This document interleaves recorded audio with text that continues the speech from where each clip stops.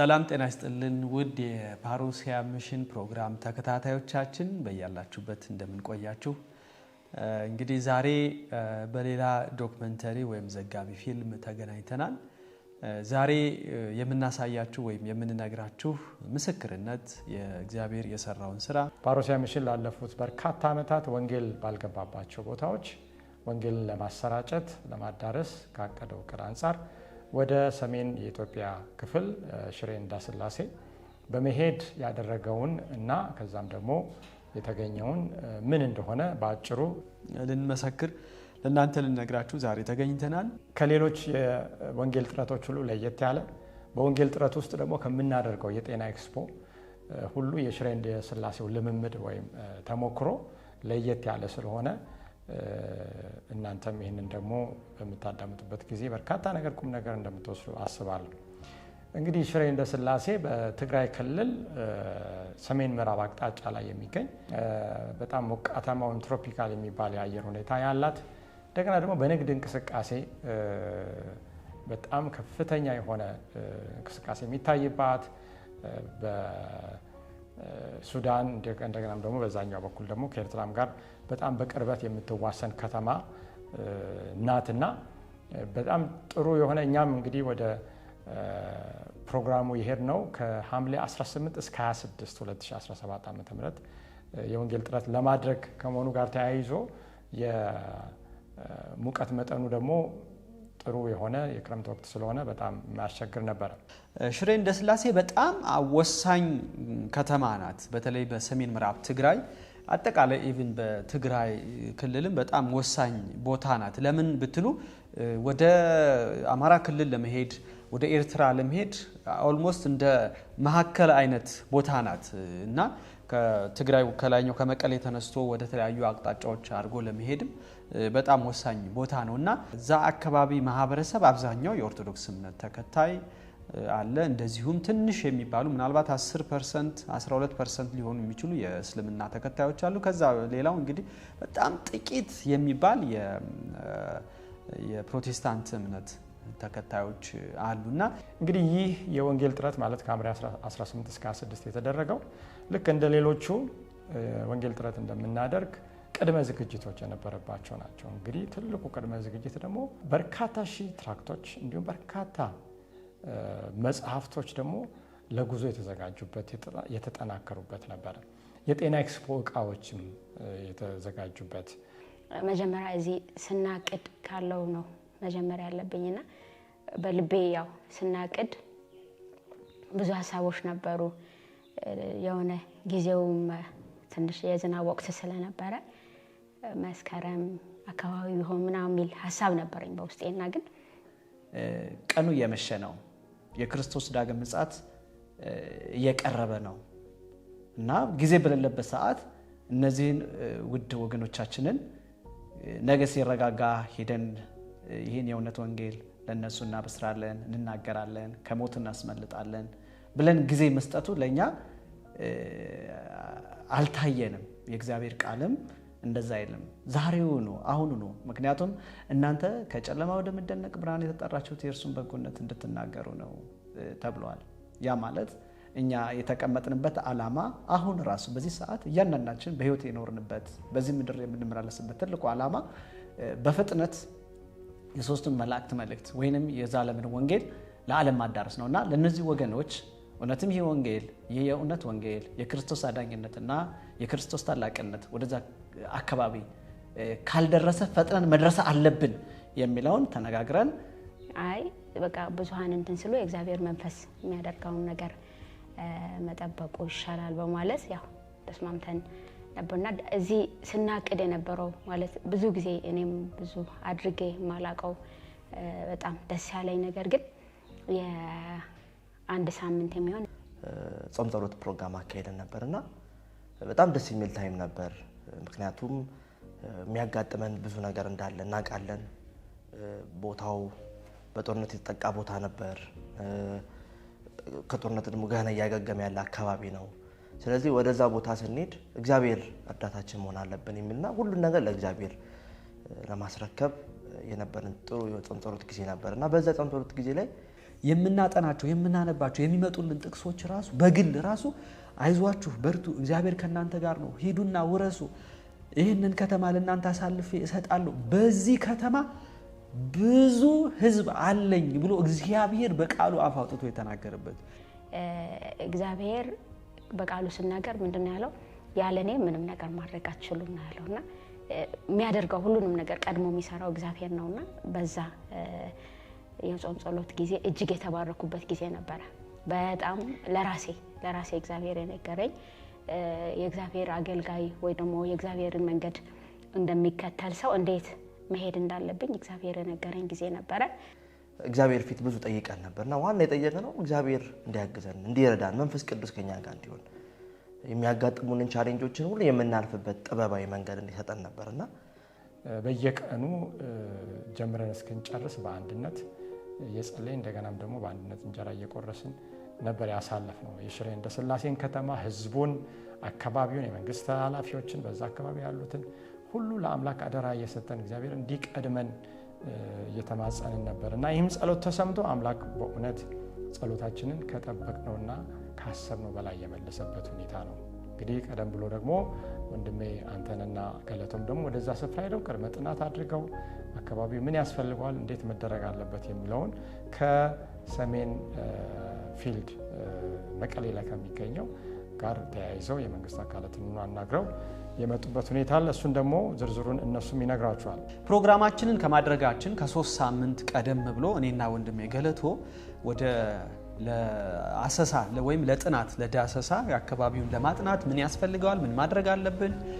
የሚለውን ነገር ለማድረግ ወደዛ ለመሄድ ወስነናል ይሄንንም የተጠቀምንበት ምክንያት ምንድነው ምክንያቱም ክርስቶስ ኢየሱስ ራሱ ምድር ላይ በነበረበት ጊዜ ወንጌልን ሲሰራ ዝም ብሎ አይደለም ሲሄድ የነበረው ለምሳሌ በውሃ ዳር አጠገብ ያገኛትን ያችን ሴት በዛ ሰዓት እንደሚያገኛት ሁኔታውን አውቆ ተገንዝቦ ነው የሄደው እንጂ ዝም ብሎ አይደለም የሄደው አይሁዶችን የሮም ወታደር ገዢዎችን በሚያገኝበት በሚያነጋግርበት ጊዜ የተለያየ ሜትድ ይጠቀም ነበር እንደየሁኔታቸው ስለዚህ እኛም ያንን በመከተል እኔና ወንድሜ ገለቶ ለ3 ቀን በሽሬ እንዳስላሴ ከተማ ቦታ ለማስፈቀድ ያለውን የጤና ችግር ለማየት የማህበረሰቡን ችግር ለማየት ምን ብናደርግ ይሻላል ለማህበረሰቡ ምን ድጋፍ ብናደርግ ይሻላል የሚለውን ነገር ለማጥናት ሄደን ነበርና እዛ ላይ በ3 ቀን ቆይታችን እግዚአብሔር ትልቅ ነገር ነበር ያስተማረን ሙሉ ቀን ሊባል ይችላል 1-2 ቀን ሙሉ ቀን በሚባልበት ደረጃ ከቢሮ እየተመላለስን ነበር ከንቲባ ቢሮ ገባን ከዛ ከሰሜን ምዕራብ ትግራይ ሚሽን ጽፈት ቤት የሂሳብ ክፍል ኃላፊ ከወንድማችን ዓለም ጋር በመሆን ሶስታችን ሆነን እንደገና እንደዚሁም እዛ ሽሬ እንዳስላሴ የነበሩ አባላቶቻችንም የተወሰኑትን ይዘን ከንቲባ ቢሮ እንሄድ ነበር ከከንቲባ ቢሮ ጸጥታ ክፍል ኃላፊ ከጸጥታ ክፍል ኃላፊ ከተማ አስተዳደር የጤና 4 ቦታ ኦልሞስት ሙሉ ቀን እንመላለስ ነበርና ስንመላለስ በጣም የገረመን ነገር እንንገራችሁ የገረመን ነገር ምንድነው የሃይማኖት ተቋም ሁሉ መርተውናል እንግዲህ 5 ቢሮ ነው የተመላለስነው እንግዲህ 5 ቢሮ መመላለሱ ለምን አስፈለገ የሚለውን ሐሳብ ልንወስድ እንችላለን ሙሴ ፈርዖን ላይ 10 ጊዜ ነበር የተመላለሰውና ለምንድነው 10 ጊዜ የተመላለሰው ይሄ መንገድ ለኛ እንደ አዲስ እይታ ሆኖ አግኝተናል ለምን እግዚአብሔር ማንነቱን ለማሳወቅ ይዘነው የሄድነውን እውነት ለማሳወቅ የተጠቀመበት መንገድ ነበርና 5 ቢሮ ስንመላለስ የምናወራው ስለ ቤተክርስቲያናችን ስለሚሰራው ስራ እንደ ምስክርነት ነበር ዊትነሲንግ ነበር ስናደርግ የነበረውና ለኛ አልመሰለንም ምክንያት ቢሮ ስንመላለስ እንዴ ሊከለክሉን ነው እንዴ ላይፈቅዱልን ነው እንዴ ቦታውን እንደዚህ ልናደርግ እንቢ ልንባል ወንጌል ጥረቱ ላናደርግ ሄልዝ ኤክስፖ ላናደርግ ይከለክሉን ነው እንዴ የሚል ይሄ ያለ አይደል የቢሮክራሲ የሚባለው እሱን ነበር ነገር ግን እግዚአብሔር እየሰራ የነበረው ሌላ ነበር እኛ በዛ አካባቢ ያለው ማህበረሰብ በተለይ በአመራሮች ደረጃ ምናልባት ከንቲባው ነው ከከንቲባው ውጪ ሌሎቹ ስለ አድቬንቲስት ቤተክርስቲያን እምነት ጭራሽ የሚያውቁት ነገር አልነበረ ምንም የሚያውቁት ነገር የለም እንደው ወደ ሃይማኖት ተቋም ስንሄድ በሃይማኖት ተቋም ስር የተመዘገቡ ቤተክርስቲያኖች አሉና አድቬንቲስት እዛ ውስጥ የለም እና የሃይማኖት ተቋም አመራሩ ምንድናችሁ ምንድነው ብሎ እንደ አዲስ ነገርና የአድቬንቲስት ቤተክርስቲያን ከሌሎቹ ከኦርቶዶክስ ቤተክርስቲያን ቀጥሎ በትግራይ ሚሽን ቀደምት የእምነት ተቋም እንደነበረ ታሪክ ወደ ኋላ ሂደን ስለ አድቬንቲስት ታሪክ ስለምንሰራው ስራ ቤተክርስቲያኗ ስለምታደርገው በማህበረሰቡ ስለምታደርገው ተልቆ ሙሉ ምስክርነት የሰጠንበት ስለዚህ መመላለሳችን ለበጎ ነበር የሆነልን ለምን ስንመላለስ ሞር የሚሰሙት ስለ እምነቱ ተቋም ስላለው ተልቆ ስለሚሰራው ስራ እዛ አካባቢ ብንሆን ማህበረሰቡን ልንጠቅም ስለምንችለው ነገርና እነሱም ልክ ስንመላለስ አንዳንዶቹ ልክ አንድ ቦታ ወደ ቢሮ ስንሄድ ራሳቸው ጥናት ያደርጉ ነበርና እየደወሉ ሁሉ ይጠይቁ ነበር እነማን ናቸው ምንድናቸው ምናምን እያሉና በዛ ሁሉ ሲሰሙት የነበረው ስለ አድቬንቲስት ቤተክርስቲያን ምስክርነት እንደነበር ስለዚህ እግዚአብሔርን እጅግ አድርገን እናመሰግናለንና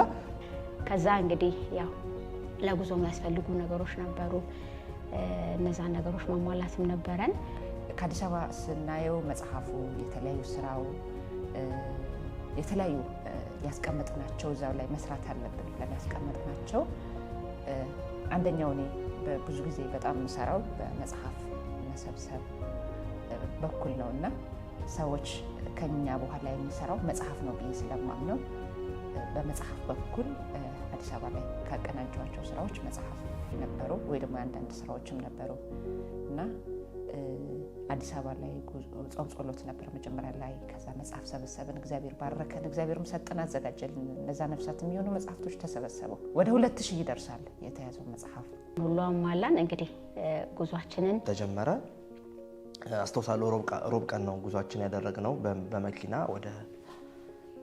ወደ መቀሌ ነበር እና በዚህ ጉዞ ላይ እኔም እና ጓደኞቼ በጣም የማንረሳው በተለይ ገና ካሁኑ ከአዲስ አበባ ያለን ነበር ፈተና የጀመረን ልንሄድበት የተዘጋጀው ሰላም ባስ ኤሴ ነበርና ከዛ እኛ ልንጓዝ የተነሳ ነው ግን ኤሴ የሌለው ጭራሽ መኪናው ራሱ የኛ እስትንፋስ ራሱ እስኪቆጣጠር ድረስ ማለት እኔ ራሱ ማለት ብዙ ሐሳቤን በዚህ እንደዚህ ሁኜ ማለት አልወድም ግን በቃ ዝምታን የመረጥኩበት ጊዜ ነበር በቃ ኦሬዲ ጉዞ ጀምረናል በቃ እግዚአብሔር ያውቃል ግን በቃ ከአቅማችን በላይ ነበር መኪናው ራሱ ስትነካው ያቃጥል ነበር ምክንያቱም የአፋር መንገድ አቋርጠን ነበር የምንሄደውና በጣም ሙቀቱ ደግሞ ወደ 42 ዲግሪ ድረስ ደረሰ ይሄ ደግሞ በከባድ ነው ወደ ሰመራ አካባቢ ስንደርስ ደግሞ የሙቀቱ መጠን እየጨመረ መጣ እና ብዙ ጊዜ ከዛም በኋላ ነው ደም ቼክ ማድረግ የጀመርኩት ያ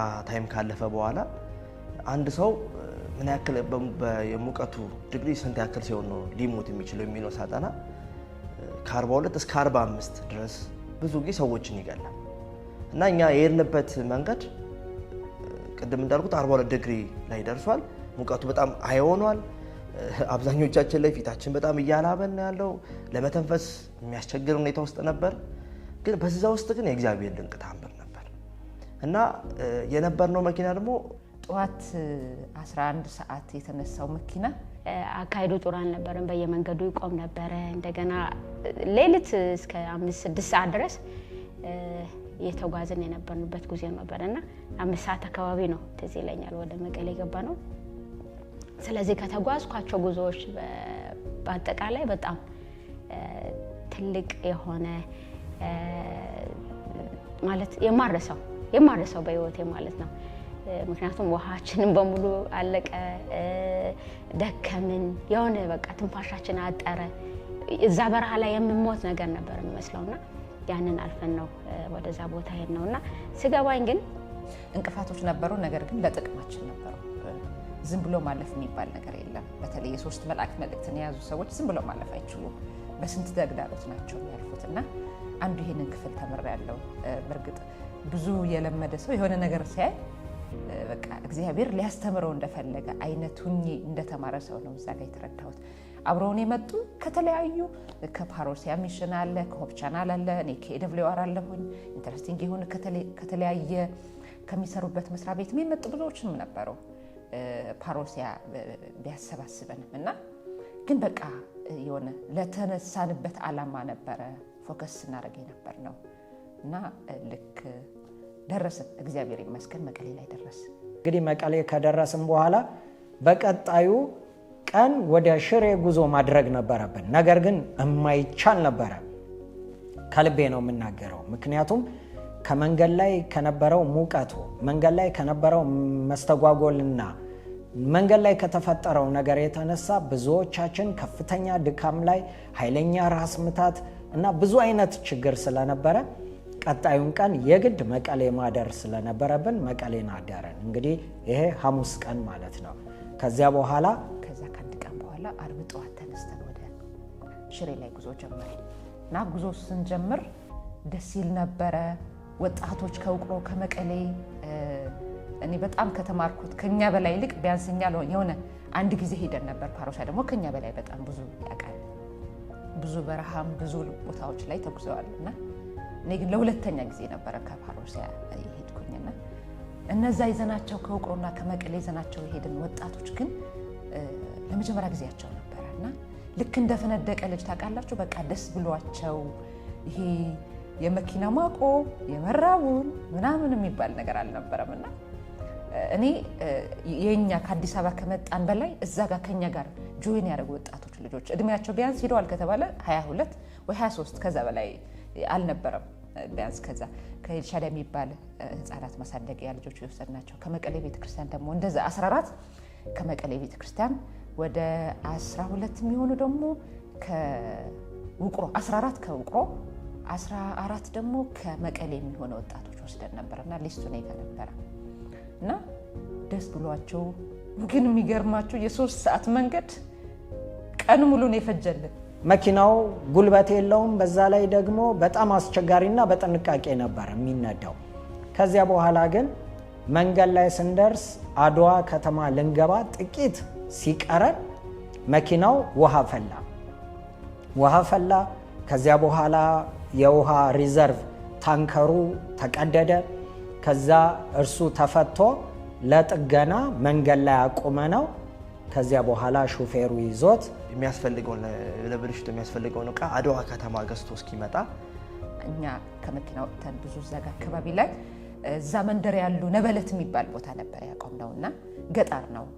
አድዋ ሳትደርስ በፊት የነበረው እዛ አሁን ነበለት ነው መሰለኝና እዛ ወርደን ሰዎቹ መጽሐፍ ቅዱስ ስንሰጣቸው የነበረው የ3 or 4 ዓመት ሁኔታ ስንጠይቃቸው ይፊል በቃ ደህና ነን ነው የሚሉት፣ እግዚአብሔር ይመስገን ነው የሚሉት፣ ያው ከዛ ይባስ ነው የሚሉትና እኛ ያለን በእጃችን የነበርነው ነገር መጽሐፍ ስንሰጣቸው ነበርና እነሱም ተቀብለው ደስ ብሏቸው እንደውም አንድ ሽማግሌ በጣም ያረጁ ከዚያ በኋላ ከአንድ ቤት ላይ ሆነው ቀና ማለት ሁሉ ተቸግረው ከዚያ በኋላ አጎንብሰው ብቻ እየሄዱ ጥቂት እየሄዱ ይቀመጣሉ፣ ጥቂት እየሄዱ ይቀመጣሉና እኛ ደግሞ ያኔ የተወሰኑ ትራክቶችን ይዘን የተወሰኑ ደግሞ አልባሳትን ይዘን እዛ አካባቢ ለነበሩ ቤቶች አልባሳት እየሰጠናቸው መጽሐፍ ቅዱሶችን የተወሰነ ደግሞ የትንቢት መንፈስ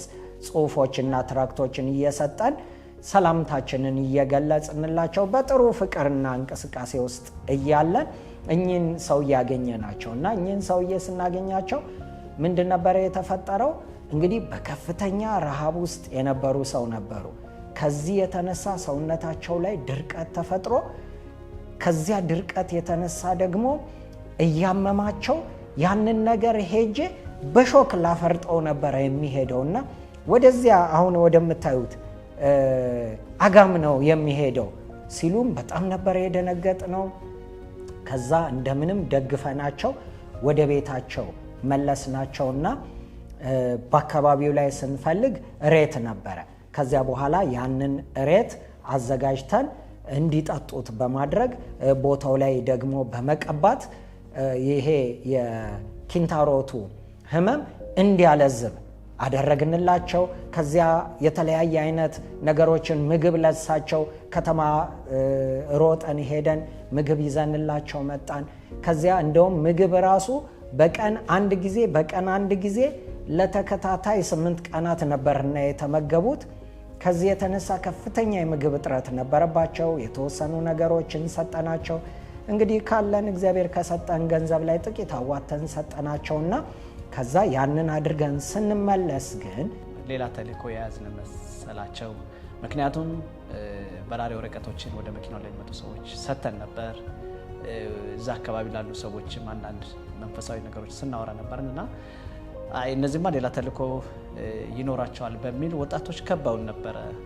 ለማዋከብ ለመረበሽ ሙከራ አደረጉና የነበረው ድባብ በእውነቱ ለመናገር ያስፈራ ነበር በወቅቱ። ምክንያቱም ከሌሎች ወጣቶች አሉ እንዲህ አይነት ጉዞ እንዲህ አይነት የሚሽን ጉዞ ላይ የሄዱ ማያውቁ ለመጀመሪያ ጊዜ የሚሄዱ ሰዎች አሉ።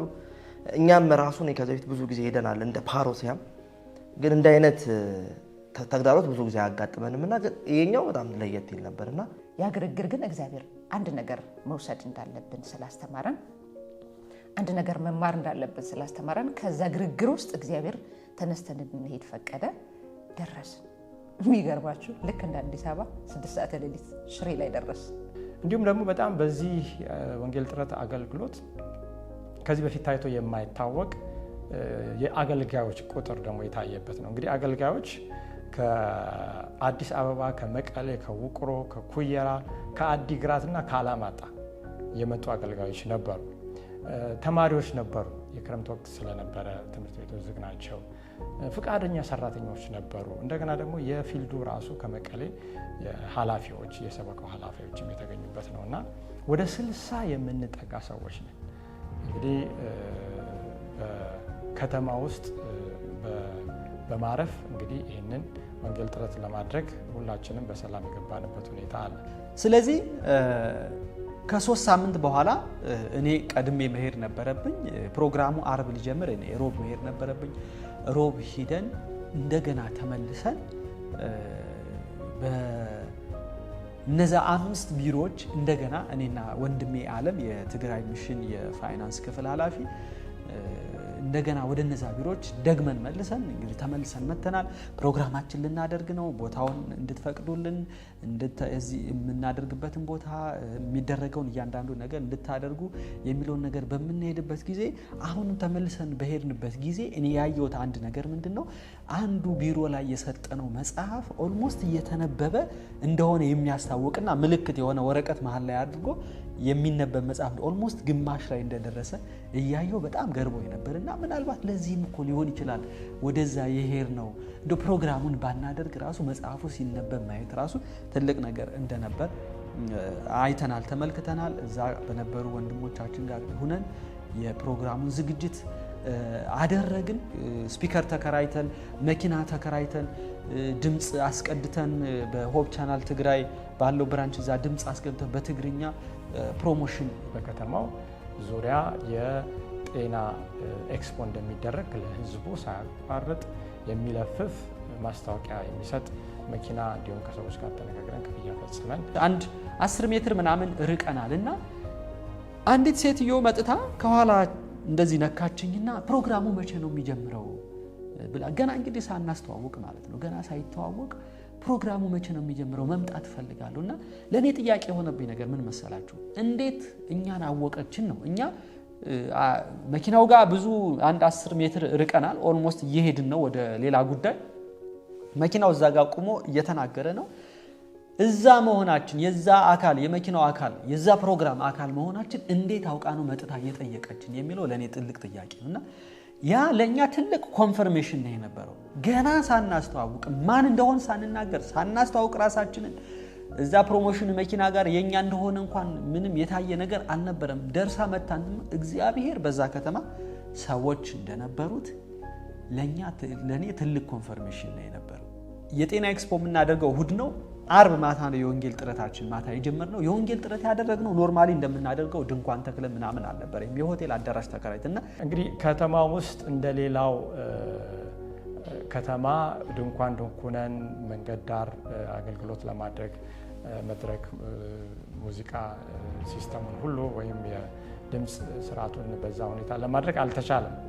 የእያንዳንዱ ከተማ አውድ ይለያል። እንግዲህ ነገሮች እንዴት እየጠበቡ እንደመጡ እናውቃለን እና ከሁኔታው የተነሳ በሆቴል ውስጥ ነው ተከራይተን ይህንን ፕሮግራም ለማድረግ የሞከርነው። እንግዲህ መንግስት በጎዳናው አጠገብ ሆቴሉ ወጣ ብላችሁ ባለው ስፍራ የጤና ኤክስፖ እንድናደርግ ውስጥ ደግሞ ሆቴል ውስጥ ተከራይተን አድርገ ነው የማናውቀው የትም ቦታ ፕሮግራሙ እዛ እንድናደርግ ነው የተፈቀደውና ትልቁም ጭንቀታችን ሰው ይመጣ ይሆን የሚለው ነው የነበረው። ሰው ይመጣ ይሆን ፕሮግራም እንደሚደረግ ማስታወቂያ ሰርተናል።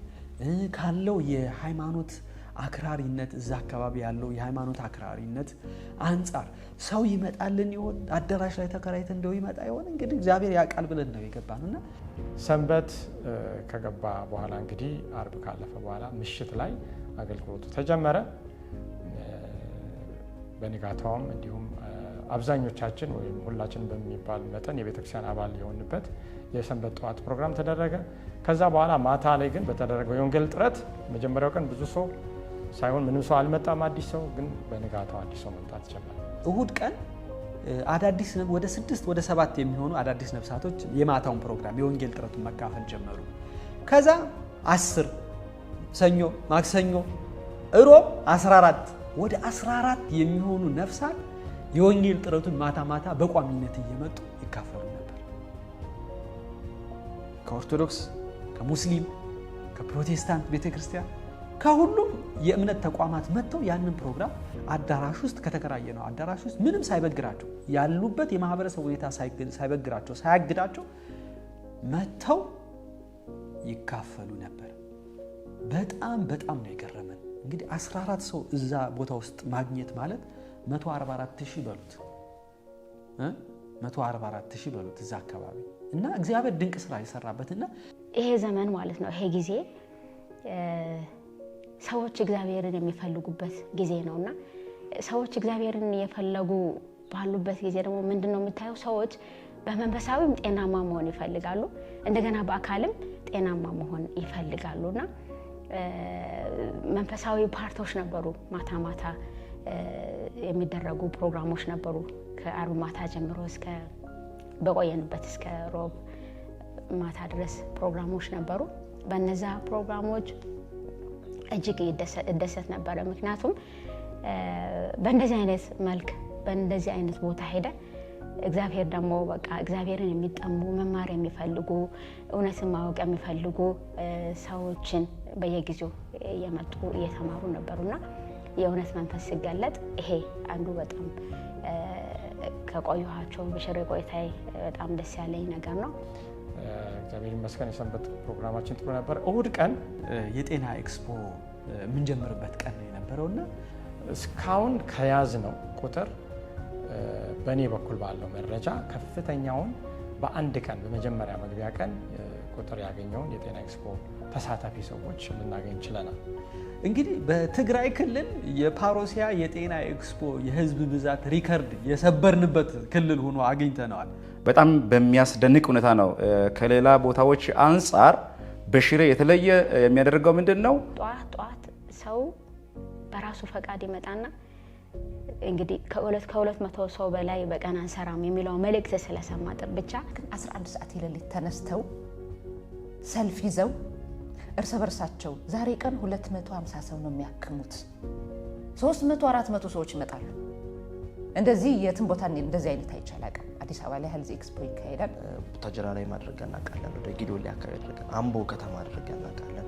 ላይክ እኔ ሞር የተሳተፍኩበት ቦታዎች ናቸው የነገርኳችሁና በዛ ቦታ ላይና ራሱ መቀሌ ከተማም ላይ ማድረግ እናውቃለን። የሽሬው በቃ ለዚህ ነው እግዚአብሔር ያምሽጉ በሙሉ በአስጨናቂ ሁኔታ አልፈን ይሄን እንድንሰራ ያሳየን ስል እኔ እውነት ልክ እንደ በቃ ይሰማኝ ነበር። ምክንያቱም እዛ ሳሰልፋቸው ተመለሱ ጨርሰናል ስላቸው ራሱ ፊል እያረኩኝ ነበር።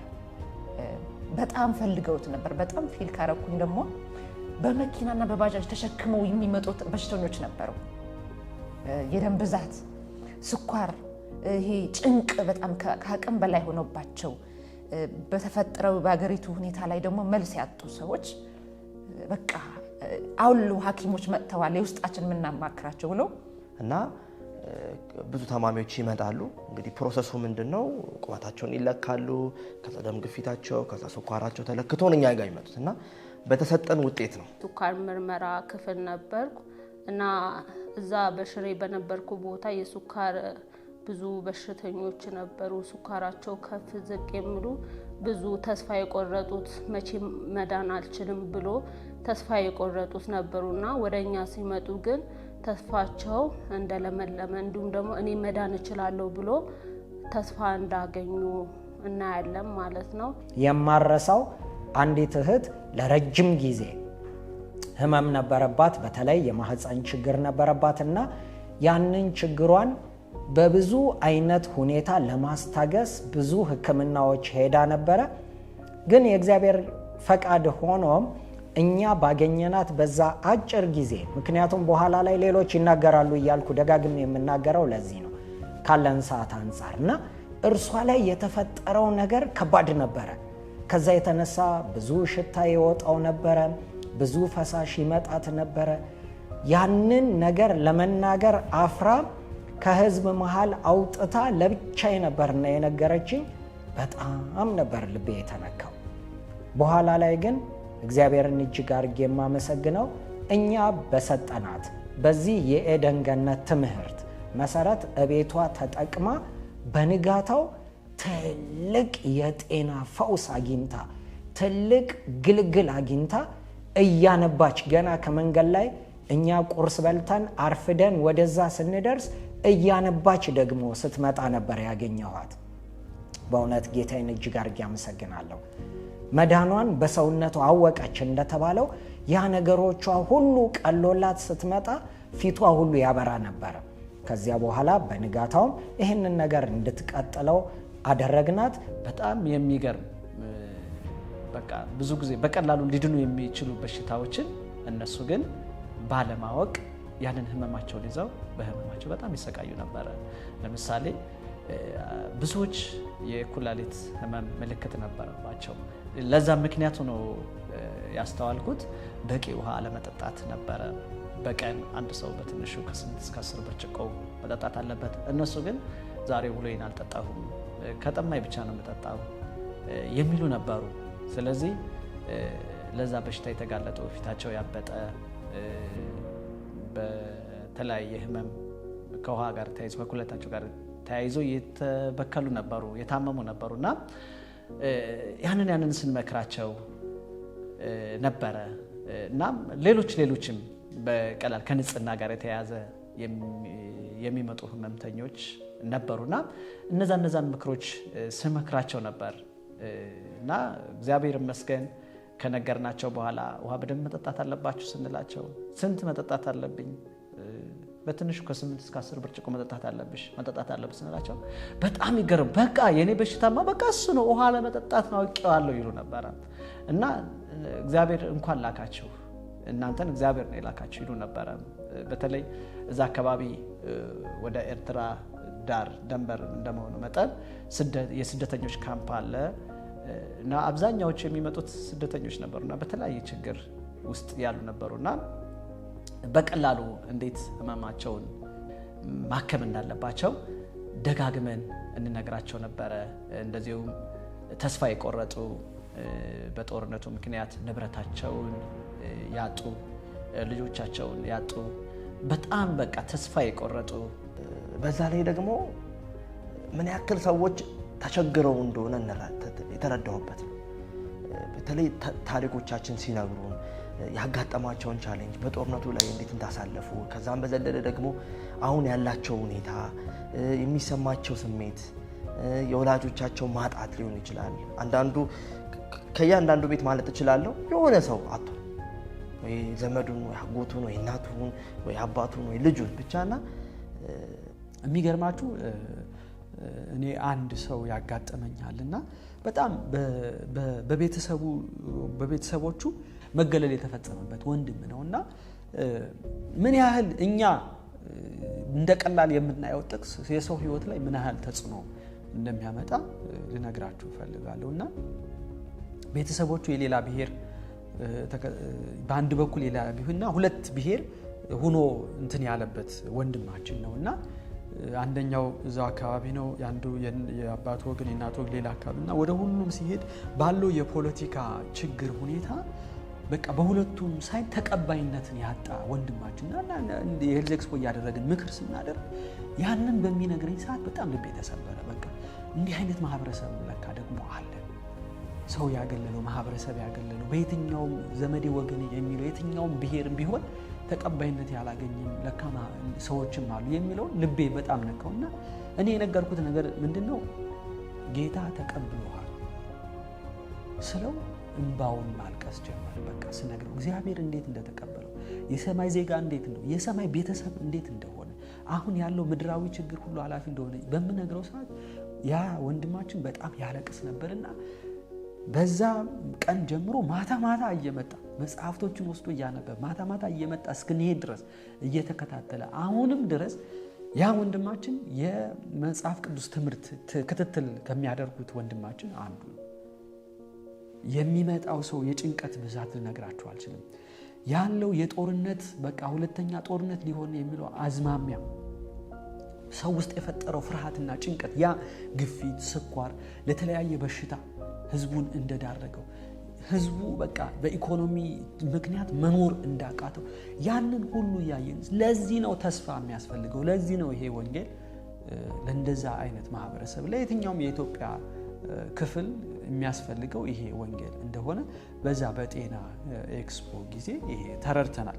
እንግዲህ እኔ ላይ ቅድም እንዳልኩት በማማከር አገልግሎት ላይ ሰራ ስለነበረ በጣም ብዙ ሰዎችን የማናገር አጋጥሞኝ ነበር እና በተለይ እስካሁን የማረሳውና በአእምሮ ውስጥ ያለ አንድ ወንድም አለና ያ ከወንድም ጋር ያደረጉት ቆይታ የመጨረሻ ቀን ላይ በቃ ከሱ በኋላ ምንም አይነት ካውንስሊንግ ያደረጉት ማንም ሰው አልነበር እና ከዛ ወንድሜ ጋር ባደረኩት ውይይት ላይ ራሴን በጣም ስታዘብ ነበር ያሳለፈበት በጦርነቱ ያሳለፈበት ወቅቶች ከዛም በኋላ ከጦርነቱ በኋላ ይሰማ የነበረው ይሰማ የነበረው ስሜቶችን በጣም ግራ የሚያጋቡ ነበርና እውነቱን ለመናገር ከዛ እሱ ከነገረኝ በኋላ የሱን የተናገረው ታሪክን እኔ ለመቀበልና በራሴ ህይወት ውስጥ እንዴት ሊሆን ይችላል ብዬ በጣም ከራሴ ጋራ ስጣላ ነበርና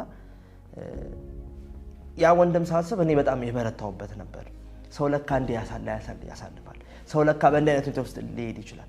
ሰው ለካ በእንዲህ ችግሮች ውስጥ ሊራመድ ይችላልና በዛ ውስጥ ግን እግዚአብሔር እንዳለ ለዚህ ሰው ስነግረው ነበርና አንዳንድ የተሰማቸው ስሜቶች ነበሩ። እግዚአብሔር ከዚህ በኋላ እድል ይሰጠኛል ወይ? እግዚአብሔር ከዚህ በኋላ ይቅር ሊለኝ ይችላል ወይ? የሚል ጥያቄ ራሱ ጠይቆኝ ነበር። ካሳለፈበት ታይም አንፃር ግን እግዚአብሔር ይቅር ባይ እንደሆነ ተስፋ ሰጪ አምላክ እንደሆነ በምንም ሁኔታዎች ውስጥ ብናልፍ በብዙ ችግሮች ውስጥ ብንራመድም እግዚአብሔር ግን አላፊና ያንን ነገር አሳልፎ ይቅር እንደሚለኝ የእንደገና አምላክ እንደሆነ አስታውሳለሁ። ስለ ጴጥሮስ ነገር ያለው ለዚህ ወንድሜ ስለ ሌሎች መጽሐፍ ቅዱስ ላይ ስለሰማዋቸው ምርጥ ታሪኮች እኔም አልኩት አስታውሳለሁ። እኔም የኖርኩት በእንደገና እድል ነው እንጂ ማናችንም እዚህ ሁላችንም የምንሰራው በእንደገና እድል ነውና ለዚህ ወንድም ተስፋ ሰጠው ነበርና ያ ወንድም ያሳለፈበት ታሪክ የሄደበት የህይወት ርቀት የመጣበት አካሄዶች በሙሉ እኔን በጣም አስተምሮኛል ብዬ ነው ማስበውና የነበረው አንደኛው ቆይታ ይሄን ነበር። ሌት ያለ የገጠመኝ ነገር ምንድነው? አንድ ወታደር ነው ፈቃድ ጠይቀው ለሕክምና ይመስለኛል ወደ ሽሬ መጥቷለኝ። ተመልሶ ይሄዳል ከሁለት ቀን በኋላ። ምንድናቸው እነዚህ ሰዎች በማለት ሊጠይቅ መጣ። ከዛም መከርኩት። ስለ ጤናው ካወራሁት በኋላ ምንድናችሁ የሚለውን ነገር ጠየቀ። አይ እኛ መንፈሳዊ ስራ እንሰራለን፣ አካላዊ ጤንነትም ለማህበረሰቡ ጥሩ ጤንነት እንዲያገኝ እናስተምራለን የሚለውን ነገርኩት። እኔ እንኳን መጀመሪያ ልታዘብ ምንድናቸው እንደዚህ ሌላ ተልእኮ አላቸው የሚለውን ነገር ላጣና ነበር የመጣው። ነገር ግን ያየሁት የሰማሁት ነገር ሁሉ በጣም ባርኮኛል። እኔ እህት ወንድሞቼን ያጣው ሰው ነኝ እና በቃ ተስፋ ቆርጬ በበረሃ በጦርነት ውስጥ ያለው ሰው ነኝ። አጋጣሚ ለሕክምና ወደዚህ ስፍራ መጥቼ እናንተን አይቼ ነው የገባውና አእምሮዬን ያመኛል፣ ተስፋ ቆርጣለሁ፣ ራሴን ላጠፋ ሞክራለሁ። በተለያየ ችግር ውስጥ የነበርኩ ሰው ነኝ። ግን ይሄ የምትሉት ነገር ሁሉ ከሰማ በኋላ በቃ ትልቅ ብርሃን እየታየኝ ነው። በጣም ደስ አለኝ ነበር ያለኝ። ከዛም የሚነበብ መጽሐፍ ሰጠውተኝ እግዚአብሔር እንደሚወደው እንደሚያከብረው ለሱ ትልቅ ቦታ እንዳለው ጥንቃቄ ሁሌ ብለሱ ጥብቅ እንደሆነ ስለ ክርስቶስ ስለ አባቱ በደንብ ነገርኩት። በጣም ደስ አለው። በጣም የገረመኝ ግን በማግስቱ ወይም በሁለተኛው ቀን ቀጥ ብሎ መጣ። እኔ ከነገ በኋላ መልሼ ወደዛ ወደ ጦር ሜዳው ቦታ ወደ መጣሁበት ስፍራ ተመልሼ እሄዳለሁ፣ ፈቃዴን ጨርሻለሁ። ነገር ግን እንደኔ ተስፋ የቆረጡ ብዙ ወጣቶች እዛ ስላሉ ማታ ያነበብኳት መጽሐፍ ወደ ክርስቶስ የሚያደርስ መንገድ የሚለው መጽሐፍ ሰጣሁተኝ። በጣም ደስ አለው። በጣም ባርካኛለች እቺ መጽሐፍና ለነሱም ይሄ መጽሐፍ ማድረስ አለብኝ በማለት ወደ 11 የሚሆኑ መጽሐፍቶችን ሰጣሁት። እነዛን መጽሐፍቶች ይዞ ሄደ። እዛው ላይ የነበሩ ሰዎች ደግሞ ካውንስል የሚያደርጉ ልጆች በሙሉ በቃ የሆነ ቤት ጓዳቸው ራሱ በቃ የሚጎበኙ ነው የሚመስሉት። በቃ ልክ በቃ የነሱ ስሜት እያዩ ነበር የሚያወሩትና እኔ የራሴን ስራ ልክ ኦርደር ሳደርግ ወደነ ካውንስል የሚያደርጉ ሰዎች ላይ ጎበኝ ነበርና ደስ የሚል ነገሮች ከዛ ከወጡ በኋላ ነው የጠይቃቸው ነበር። እና አንዱ ከነገረኝ እንደውም የድሮ የአባቶቻችን ታሪክ ነው የደገማችሁ ትባካችሁ፣ የምንበላው እንድናቅ የምንለብሰው እንድናቅ ነው የነገራችሁን። ከዚህ በላይ የት ምክር እናገኛለን? ለማትረባው መርፌ ስንት እንደምንከፍል እኮ አታውቁም እናንተ ብሎ ትልቅ ሰውዬ የደም ብዛት ያለበት ሰውዬ ታሪክ ራሱ ነገር ልክ ካውንስል ተደርጎ ሲጨረስ መጽሐፍ ከሰጠጡ እኔ ደግሞ ራቅ ብዬ እንደገና እየጠየቅኳቸው ነበር። እንዴት ነበረ? ምክንያቱም ማስተካከል ያለብን ነገር ካለ እነሱን በትክክል ሳናስተናገድ የቀረንባቸው ነገሮች ካሉ እየጠየቅኳቸው ነበርና እንዴ ምን አስተያየት እንስጥ? እንደዚህ አግኝተን ማናቅ እንደውም ዳግም ብትመጡ እኛ ምርጫችን ነው እያሉ ሀሳብ ሲሰጡ ነበርና ደስ የሚል ነበረ። ከዛ በተጨማሪ ሌላ ያደረግነው ነገር ምንድነው? በዚህ በኢንተርናሊ ዲስፕሌስድ በሆኑት ተፈናቃዮች ጋር የውሃ ማጣሪያዎችን መስጠት ነው የነበረው። አንደኛው ስራ ምንድነው? በጣም በሚያሳዝን ሁኔታ አንድ ሃይስኩል ውስጥ 36,000 በላይ ተፈናቃይ ይኖራል። 36,000 በላይ የሄድንባቸው 3 ተፈናቃይ ቦታዎች ካምፖች ነው የነበሩ። አንደኛው ወደ 36,000፣ አንደኛው ወደ 25,000፣ አንደኛው ወደ 19,000 የሚኖር ተፈናቃይ ቤት ንብረቱን ትቶ እርሻውን ትቶ በቃ የመንግስትን እጅ የሚጠብቅ ነገ ምን እንደሚሆኑ የማያውቁ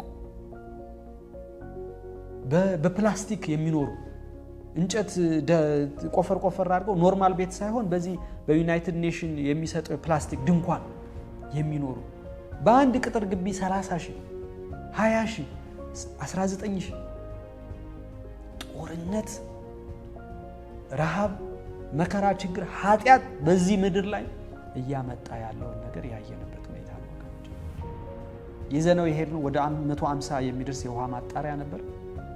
በዛ እንግዲህ የውሃ ፊልተሩ ዓላማ ምን እንደሆነ ይህንን ያመጡ ሰዎች ወይም የላኩ ሰዎች እነማን እንደሆኑ እኛ ማን እንደሆነ በመግለጽ ወደ ማሰራጨቱ ገብተናል። ስለዚህ ያለን አማራጭ ምንድነው? 30,000 ላለው 30 መስጠት፣ አትሊስት አንድ ሺህ ለአንድ ማጣሪያ አንድ ቦታ ላይ ተደርጎ አንድ ሺህ እንዲጠቀሙ ማድረግ ያለን አማራጭ ለእያንዳንዱ አንዳንድ መስጠት አልቻልንም ነበር ከቁጥራቸው ብዛት የተነሳ። በጊዜው እንግዲህ ከአካባቢ ሁኔታ እኛ ሙሉም በሙሉ ማሰራጨት ባንችልም በዛ አካባቢ ያለው ወንድማችን አገልጋይ ይህንን እያሰራጨ እንደሆነ እየተከታተለ እንደሆነ አውቃለሁና እኛ ወገኖች ለነዚህ ወገኖች ልንጸልይ ያስፈልጋል። የምንችለውን ልናደርግ ይገባል። በያለንበት በሰላም ወጥተን ስንገባ አምላክን ማመስገን አለብን። ምሬት ከኛ ሊወገድ ሰው እንዴት እንደሚኖር ብታዩ እንባችሁ ይመጣል፣ እውነት ታለቅሳላችሁ። ስለዚህ በነዛም ስፍራዎች ስለተሰራጩ የውሃ ማጣሪያዎች እግዚአብሔር እናመሰግናለን። በቀጣይነት ደግሞ እነዚህ ነገሮች እናንተም እንድታደርጉ በየአካባቢያችሁ የተቸገሩ ሰዎች ሊኖሩ ስለሚችሉ ይህንን እንድትተባበሩ በዚህ ማሳስባችኋለሁ። You know, I had a wonderful experience in Shidare being able to talk and connect with people. We're told that Christ's method alone will bring true success in reaching the people. And when we come close to people, when we sympathize with people, when we meet people's felt needs, we will see results. And so I was very happy to be a part of that and have that experience in being able to touch someone's life and help them and counsel them And so it was a wonderful experience being able to touch people. And sometimes people just need someone to listen to them and to hear their issues and their problems. And so I thank God that I was able to be used in that way in Shiré. And, we will not be able to tell the results right now. Eternity will tell the results. And so I'm so happy that I had that experience to be able to minister in that way to the people of Shiré. በጤና ኤክስፖ ሂደት ውስጥ ሳለን እንግዲህ ሰኞ ከመንግስት አካላት አንዳንድ በተለይ ነገሩን ለመመልከት የመጡ ሰዎች ከዛ በኋላ ግን የሆነ ደስ የማይል ነገሮች መፈጠር ጀመሩ። ብዙ ለስራውን እንቅፋት የሚሆኑ ሰዎች እዛ አካባቢ ላይ መመላለስ ጀምሮ መጀመሪያ ላይ ሰውየው ወደ እኔ ነበር የመጣው እና ንግግሩ ተጀምሮ አፍርሰው እዚህ ጋር የሚሰራው ስራ ላይ አፍርሰው ማለት እነዚህ ሰዎች ስሩም አትስሩም ልላቸው እውቅና ይዘው የወጡ ሰዎች ናቸው። ስለዚህ ለማፍረሱ የሆነ ወረቀት ያስፈልገኛል፣ ህጋዊ የሆነ ስራ እና ህጋዊ የሆነ ወረቀት ስጠኝና ፈርሰዋለሁ አለ። በዛ ደቂቃ ስላልሰማው ሌላ ስልክ ደወለ። በዛ ሰዓት አጋጣሚና አንተሽ እና ኤፊ ምናምን እና ሰለሞን አለም ቹቹ ምናምን ሆነው ሌላ ቦታ ላይ አንዳንድ ኦርደር የሚደረጉ ስራዎች እየሰሩ ስለነበረ የሆነ ስርዓት በሌለው ስራ እየተሰራ ነበር የመሰላቸው እና ፖሊሱ ጠራ። አይ እነዚህ ሰዎች ዋናው ከንቲባው መጥቶ ሁለታ ደስ ብሎት አመስግኖ ሄደ ነው ማቀው እንተነስቼ እነዚህ ሰዎች ህጋዊ አይደላችሁም ብዬ ለማፍረስ ህጋዊ የሆነ ነገር ያስፈልገኛል፣ ኤክስኪውዝ ሚ ለምትለው ነገር ላይ ማስተናገድ አልችልም ሲለው በጣም ጋለ። የምንሰጣቸውን አገልግሎት ካለመረዳት አንፃር ይህንን በተለይ ነፃ የሆነውን ሰውነት ላይ የሚደረገውን የተለያዩ ቁስል ላይ የሚደረገውን ሕክምና እንድናቆም ነው የጠየቁን። ያንን ግን ከማቆማቸው በፊት ወይም ከማስቆማቸው በፊት የኛ ወኪሎች ቤተክርስቲያን አገልጋዮች ከመቀሌ የመጡ እንደገና ወደ መቀሌ ደውለው ደብዳቤ አጽፈው እነዚህ ነገሮች ሰውነት ላይ የምናደርገው አንዳንድ ነገር ቢቀርም ነገር ግን ጤና ኤክስፖን ምክሩን አገልግሎቱን መጽሐፉን ማሰራጨት እንድንቀጥል ተፈቅዶ ሰኞ አልፎ እንደገና ወደ ማክሰኞ ዕለት የሄድንበት ሁኔታ አለ። እንደውም ማክሰኞ ከሰኞና ከእሁድ በላይ ነው የተሰራው። በእርግጥ 250 እየተሰራ ነበርና እኔ ራሱ እየሸወድኩኝ እያስገባሁኝ ነበር። ጨርሰናል 250 ሲለኝ አይ በቃ ገና ሊስት አልሞላንም እያልኩኝ እና ሰዎቹን ሳስገባ ነበር። የፊቴን ያዩና ታስገባናለች ብላ እየጠበቁ ነበር። ማዛ ይገባሉ። ማክሰኞ ዕለት ታክመው ራሱ ምን ብትላቸው ሙስሊሞች አትል የተለያዩ ሃይማኖቶች ብትል ምናምን እንደውም አንዱ ዲስፔንሰር ነውና ጠራኝ። እናት ያለኝ እዚህ ጋር ተረጋግተሽ ነው የምትሰሪው። እነዚህ ስጋና ደም የለበሱ ሰዎች ስራዎቻቸው አይረዱት እና ትንሽ ያውቃል መሰለኝ ስለ መጽሐፍ ቅዱስ ስለምናምን ከናንተ ችግራቸው ስለ ናቹራል ህዝብ የፈለገው እንደው ናቹራል ሬሜዲ ነው። ናቹራል ሬሜዲ በመቆሙ ደስ አላለው ሁሉ ሰው። በተለይ ስታክሙት የነበረው ሲስተም በቃ በጣም ልባቸው ነክቶ ነበርና ተረጋጊ፣ ከነዚህ ጋር እንደዚህ እየተጋጨሽ አትሰሪው፣ መረጋጋት አለባችሁ። እናንተ ረጅም መንገድ ተግዟችሁ ነው የመጣችሁትና ትቢውን ውስጥ መቀሌ ላይ የተሰራው ነገር ሰምተናል እና ተረጋጉ ምናምን አለን። ታክሞ ሄደ። አጋጣሚ የዲስክ ችግር ነበረው። መጽሐፉ ራሱ ስለ ሃይማኖት ማጠልሸት የሚባል ነገር የለበትም። ስለ አንድ ምናምን ስለምናምን አይደለም፣ ሰዎች የሚጠቅም መጽሐፍ ነው የሰጣችሁ ምናምን አለ።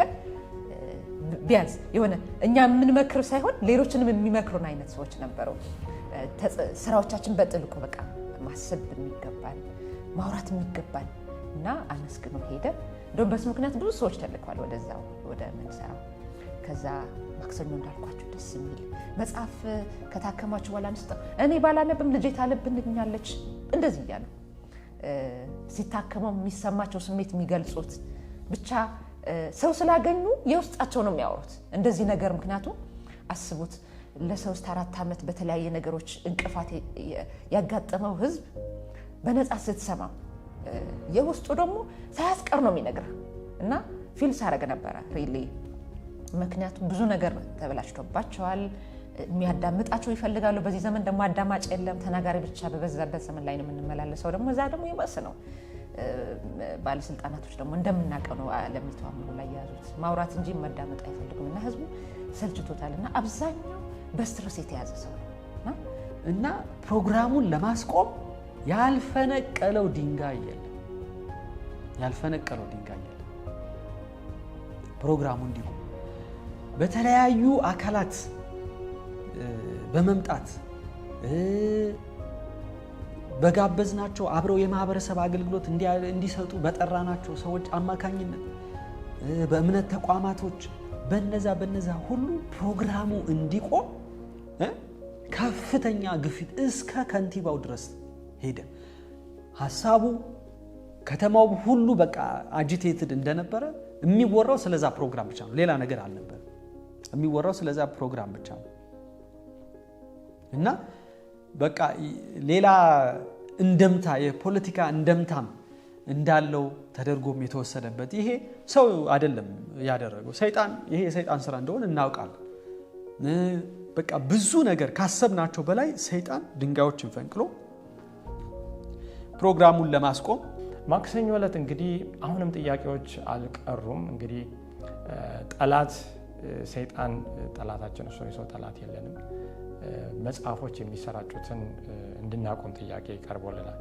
ይህም የቀረበበት ምክንያት ይሄ የጤና ኤክስፖ እንጂ ህዝቡን በጤና እንረዳለን አላችሁ እንጂ እንደዚህ አይነት መጽሐፎችን ማሰራጨት አይቻልም የሚል ነገር ነው የመጣው። እንግዲህ ጤና ማለት መንፈስ፣ አእምሮ፣ አካል እንደሆነ ጤና ማለት አካላዊን ህመም ብቻ ዳሶ እንትን ብሎ ፈውሶ መልሃክ እንዳልሆነ ሙሉ ጤና ማለት ይህን እንደሚያካትት እድሉ ተከፍቶ እኛም ይህንን ለማካፈል ደግሞ ወደ ሃይማኖት ተቋም ክፍል ኃላፊ ሄድን።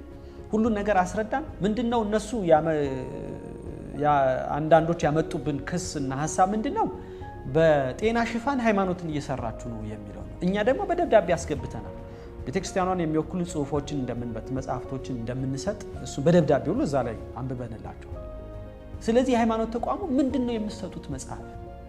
እስቲ ሁሉንም መጽሐፍ አምጡልኝና እኔ አይቼ መርምሬ መልስ ሰጥበታለሁ።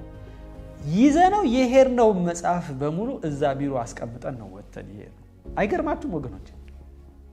ያ መጽሐፍ እንግዲህ ምን ላይ እንደሚደርስ እግዚአብሔር ነው የሚያውቀው።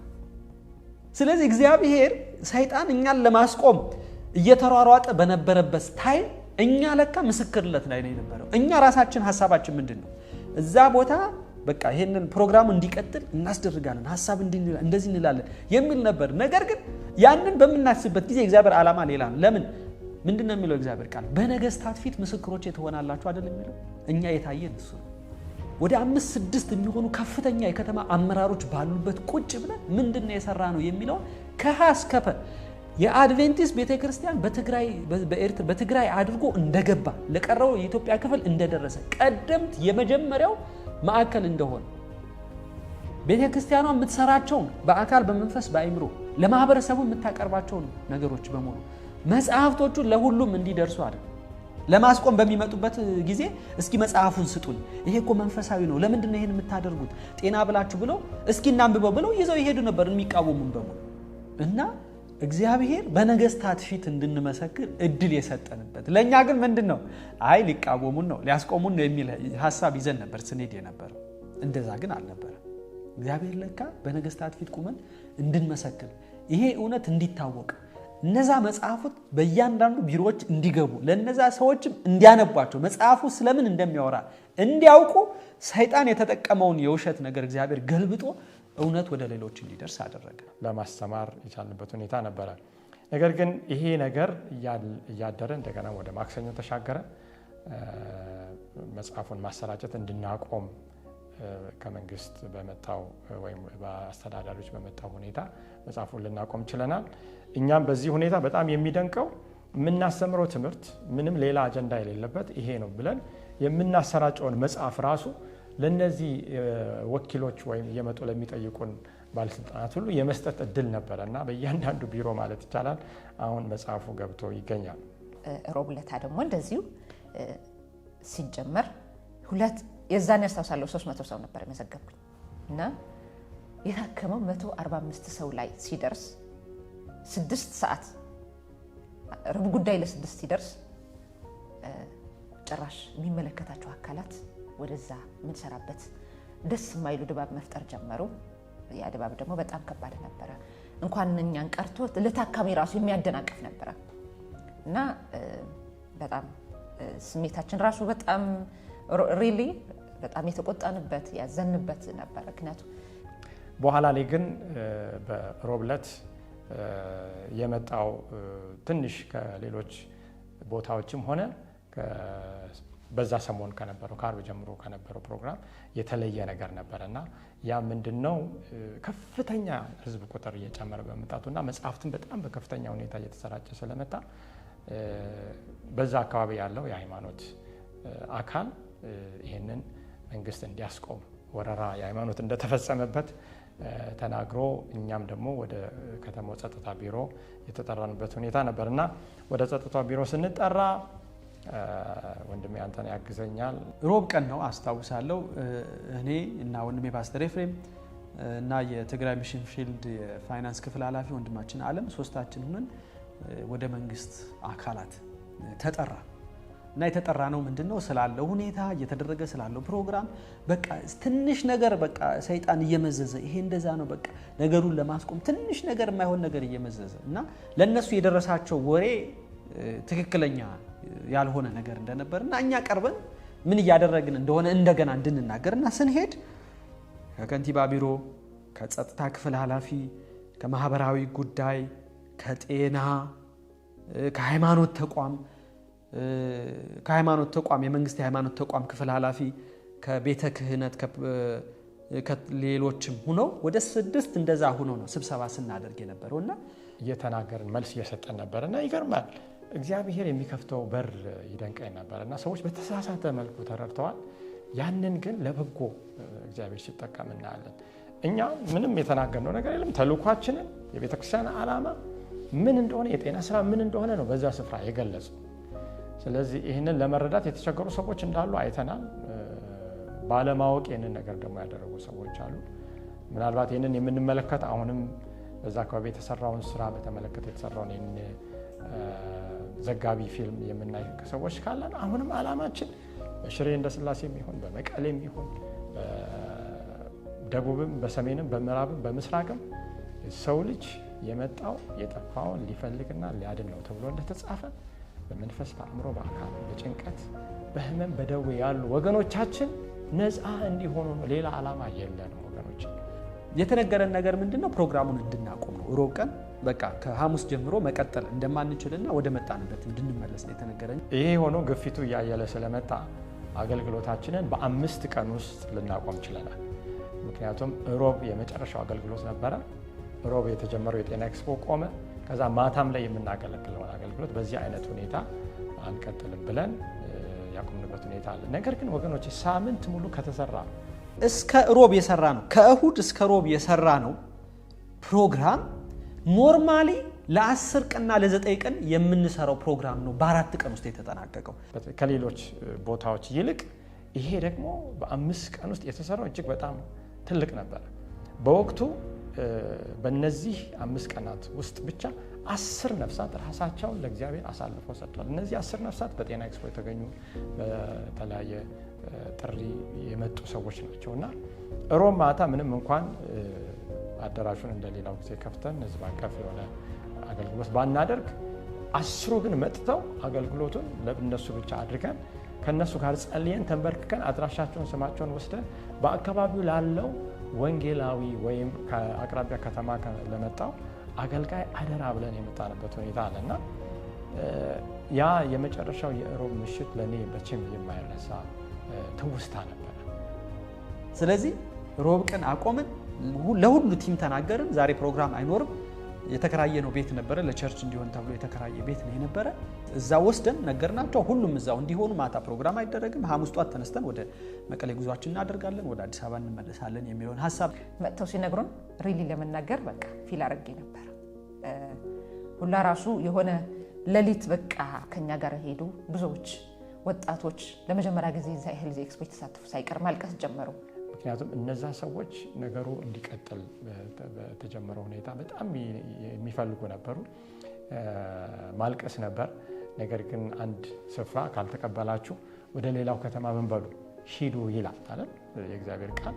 ስለዚህ መጋጨትና ሌላ ጭቅጭቅ ለምን አልፈቀዳችሁም እኛ መብት አለን ነፃነት አለን ብለን መከራከር ስላልፈለግን ነገሩን እስኪረዱ ድረስ በዛ ሁኔታ ከተማውን እንግዲህ ሐሙስ ጠዋት ላይ ጸልየን እግዚአብሔር ከተማውን እንዲጠብቅ ህዝቡንም እንዲናገር ብለን ለመንግስት አስተዳዳሪዎችም ጸልየን የወጣንበት ሁኔታ አለን። እንግዲህ ሐሙስ ወደ መቀሌ ተመልሰን ከዛም ወጥተን ስራ አልወጣንም። እኛ እንግዲህ ጉዞ እንትን ያለ ነው ምንድን ቲኬት የቆረጠ ነው ወደ አዲስ አበባ ለመመለስ ጨርሰን ማክሰኞ ነበር። ነገር ግን ይሄ ሁኔታ ሲከሰት እንዲሁ አንቀመጥም ብለን ወደ መቀሌ ከመጣን በኋላ ግማሾች በመቀሌ የተለያዩ የቀሩ መጽሐፍቶችን ሲያድሉ፣ እኛ ደግሞ የወሰነ ግማሾቻችን ከመቀሌ በስተ ደቡብ በኩል ወደ 60 ኪሎ ሜትር የሚደርስ እዛ ርቀት ያለችውን ከተማ ሰምሬ የተባለችውን ከተማ ሄደን ብዙ መጽሐፍቶችን ይዘን ወስደን እዛ ደግሞ ላለው አንድ ወንድማችን ነበር ለእርሱም ሰጥተን አስረክም የተወሰነ ደግሞ በትነን የመጣንበት ሁኔታ አለ። በመንገድ ላይም ደግሞ ብዙዎች እያደረን ነበርና በጣም ድንቅ ስራ ሲሰራ ያየንበት ጉዞ ነው የሽሬ ጉዞ። እግዚአብሔር በእውነት ታላቅ ስራ የሰራበት ከሌላው አንጻር እጅግም የተለየ የእግዚአብሔር ታላቅ የእግዚአብሔር ኃያል ክንድ ያየንበት እንዲሁም ደግሞ የክርስትና ጉዞ ምን ያህል አስቸጋሪ እንደሆነና እንዲሁም ደግሞ የእግዚአብሔርን ታላቅ ክንድ ያየንበት ጉዞ ነበረ። እንግዲህ ይህ አገልግሎት በዚህ አይነት ሁኔታ የተጠናቀቀ ቢሆንም ከመጣን በኋላ የነበረው ያ የተከራየነው ቤተክርስቲያን እዛ ጋር የመጡ አቤት የሚያስነሱ ከተለያዩ ቤተ እምነቶች የሚመጡ ግራ ያጋባል። የክርስቶስ ስም የያዘን እንዴት እንደዚህ አቤት ያስነሳል?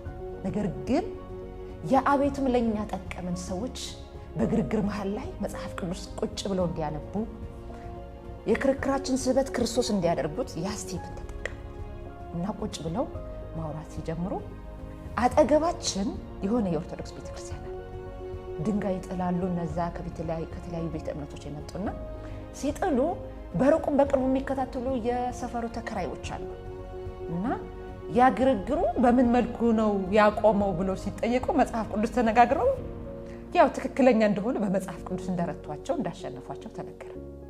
እሺ ኑ አብረን እናገልግል እግዚአብሔር እናመስግን ሲባል ተዋይስ ኦፍ ታይም መምጣት አልፈለጉም። ለምን እንደሆነ ታውቃላችሁ? እግዚአብሔር አይሸነፍም። እግዚአብሔር የክርክር አምላክ አይደለም። ይሄ መዝሙረ ዳዊት ምዕራፍ 10 ምዕራፍ 46 ቁጥር 10 ይሄ የመረጋጋት አምላክ ነው እና አጠገቡ ያሉትን እሱን የሚታዘዙ ደግሞ በዚህ በመረጋጋት መንፈስ ያሳልፋቸዋል። በርካታ ስልኮች ይደወላሉ። በዛም የቀሩ ደግሞ የአካባቢው አገልጋዮች ያለ እረፍት ብዙ ሰዎች ይህንን መጽሐፍ የወሰዱ ትራክት የወሰዱ በምክር አገልግሎት ምክርን የተቀበሉ ያለ እረፍት እነሱን እያገኟቸው እየጸለዩ እየተሰበሰቡ ወደ ቤተክርስቲያን በጊዜያዊነት ወደ ተከራየነው ቦታ እየመጡ ይህንን ወንጌል ለመማር እንደጀመሩ እየሰማን ልባችን በጣም በደስታ ተሞልቷል። ለምን እንደሆነ ታውቃላችሁ? በመጨረሻው ዘመን እውነት ራሳቸው እንደሚሾት መጽሐፍ ቅዱስ ራሱ ተናግሮናል እና እኛ ወጣቶች ይሄንን እንድናይ ይሄንን ስራ ሰርተን ደግሞ እግዚአብሔር ለምስክር እንደማያቆመን ይሄ የሰራነው ስራ ሳይበቅል እንደማያስቀረው ነው ያሳየን።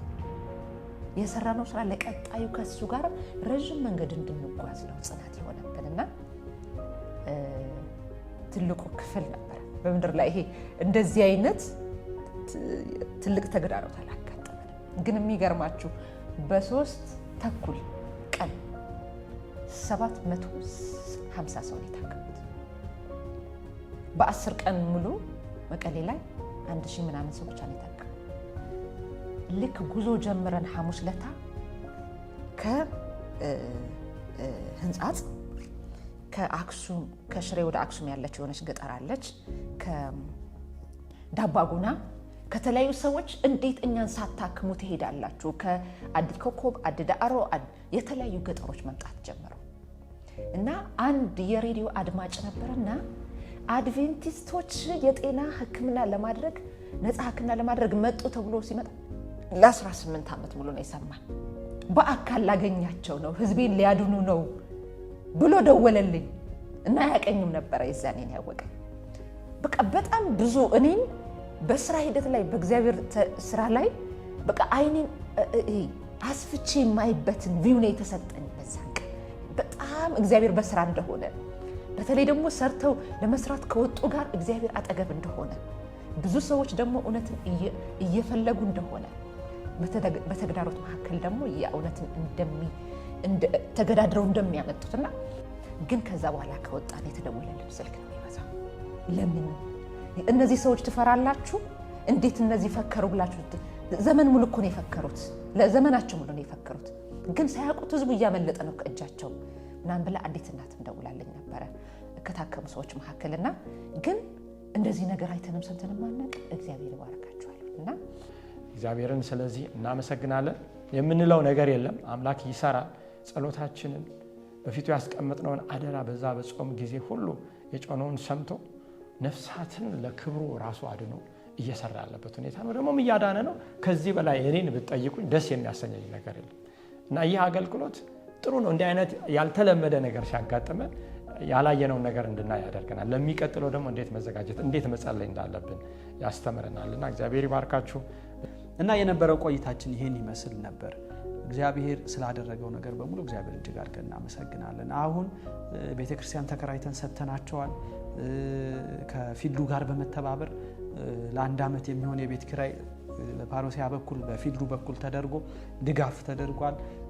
እዛ ያሉትን ማህበረሰቦችን ለመርዳት ፋርሚስቱ ከድህነት እንዲወጡ የራሳቸው ምግብ እንዲያተክሉና ምርታማ እንዲሆኑ ራሳቸውን እንዲረዱ በጤና በኩል ሌሎችን ድጋፎችን እያደረግን እንገኛለን።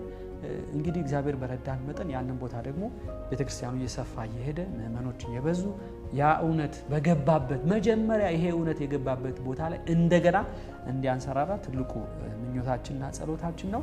በዚህ ፕሮግራም የተሳተፋችሁ ይህንን ፕሮግራም የደገፋችሁ ይህንን ፕሮግራም እንዲሆን በጸሎት በገንዘብ በተለያየ በሀሳብ የደገፋችሁ ሁሉ እግዚአብሔር ይባርካችሁ ለማለት እንወዳለን። አሁን በዛ ቦታ እንደገና ወደ አዲግራት መሄዳችን አይቀርም። በተለያየ ቦታውን በቅርብ ጊዜ ደግሞ ወደ ሐረር እንሄዳለን። ያሉትን ቦታዎች ለማጠናከር ከሐረር ደግሞ ወደ ኮንሶ፣ ወደ ደሴ፣ ወደ ተለያዩ ያልተገባባቸው ቦታዎች ለመሄድ እንፈልጋለን። በጸሎታችሁ እንድታስቡን በምትችሉት ሁሉ ደግሞ ይህንን አገልግሎት እንድትደግፉ ጥሪ ልናቀርብላችሁ እንፈልጋለን። እግዚአብሔር ላደረጋችሁት ድጋፍ፣ ለሰጣችሁት ቅን አገልግሎት፣ ለጸለያችሁልን በሙሉ እግዚአብሔር ይባርካችሁ ለማለት እንፈልጋለን። ይህንን አገልግሎት ለምትደግፉ ፓሮሲያ ሚሽንን ሪች አውት ማድረግ ትችላላችሁ፣ መደወል ትችላላችሁ። በእንዳንድ ፕሮግራሞች መሳተፍ የምትፈልጉ ይህንንም ያለውንም የተጀመረውን ፕሮግራም አጠናክሬ መቀጠል ፈልጋለሁ፣ ድጋፍ ማድረግ ፈልጋለሁ የምትሉ ልታገኙን ትችላላችሁ። እንግዲህ እግዚአብሔር ስላደረገልን ነገር በሙሉ እግዚአብሔር እጅግ አድርገን እናመሰግናለን። እግዚአብሔር ይባርካችሁ።